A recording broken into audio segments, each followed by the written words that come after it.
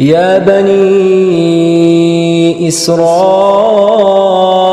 اذكروا نعمتي التي أنعمت عليكم وأوفوا بعهدي أوف بعهدكم وإياي فارهبون وآمنوا بما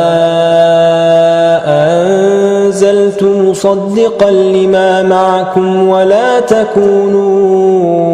أول كافر به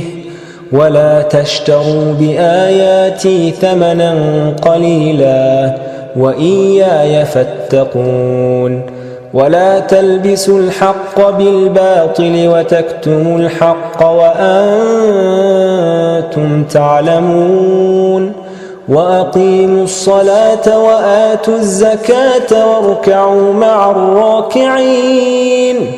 أتأمرون الناس بالبر وتنسون أنفسكم